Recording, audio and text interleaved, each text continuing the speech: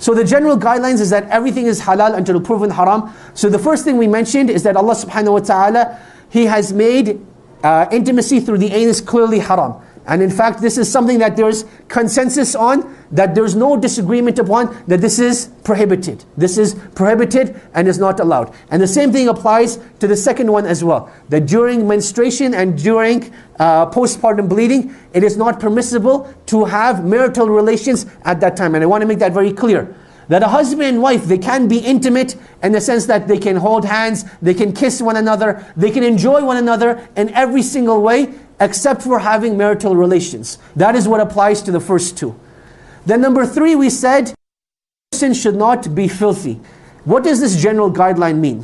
This general guideline means it encompasses 2 main things.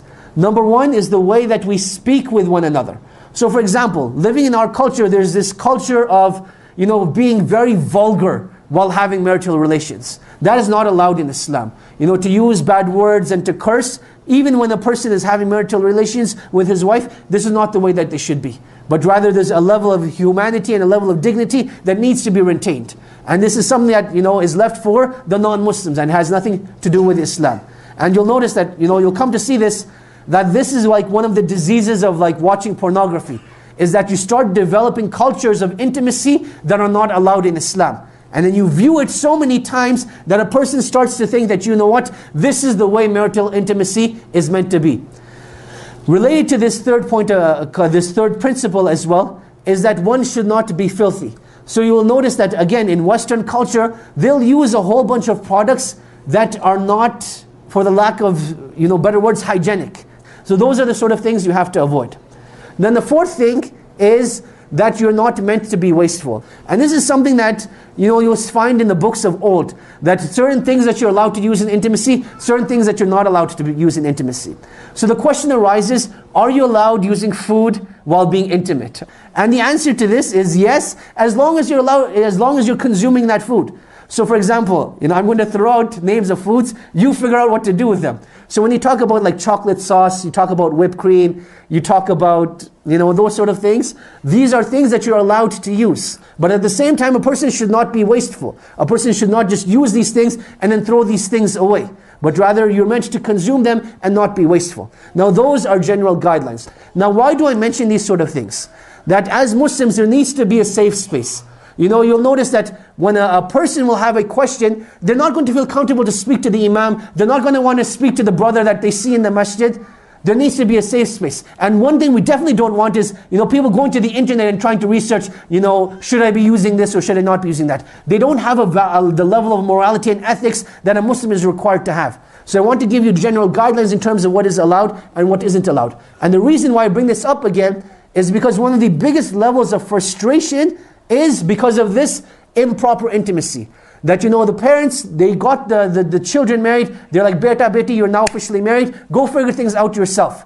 The boy has never had a girlfriend and the girl has never had a boyfriend. She's like, what do we do now? And then try reading these books by like Ibn Hazm and some of the scholars of the past, and they're like, what on earth is this? It seems like mechanics or something.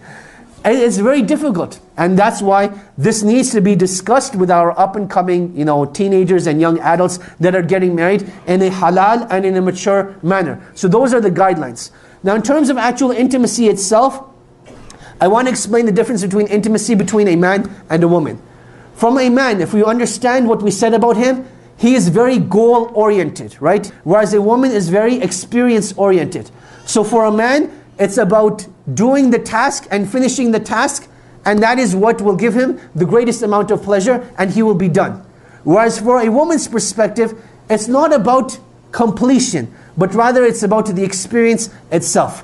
There will be a time where a man will need to fulfill his urge, and a woman will be like, let us go out for dinner first. Let us light some candles. Let us, put on some nasheeds. And the man is like, that is, on the inside, he's being, like on the outside he's being polite, but on the inside he's like, this is not what I need right now. I've just gone through some major fitna, something happened, and I need to fulfill my urge. A woman needs to recognize that at that time he's not in the mood for an intimate experience, he just needs to fulfill his urge.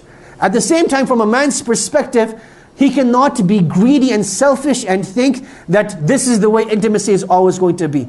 There's a time to take, but there's also a time to give. So from time to time, yes, you will have to fulfill your urges, but at the same time, you'll want to make sure that you're giving back to your spouse as well. And this is something that you will learn to discuss with one another, experience with one another, and grow with one another. And I cannot emphasize enough the importance of communicating over here. That a lot of times, you know, a husband and wife, they'll be having problems in their intimacy, but they're like, you know what? It's going to stay in the dark. We're not going to discuss it. We're not going to do anything about it. We'll just continue living as it is. But a breaking point eventually comes and nothing gets solved and the relationship eventually breaks down. So if there's something that you like, tell your spouse about it. If there's something that you dislike, tell your spouse about it. Rather than holding those feelings inside and repressing those emotions, deal with them up front and it makes things a lot easier.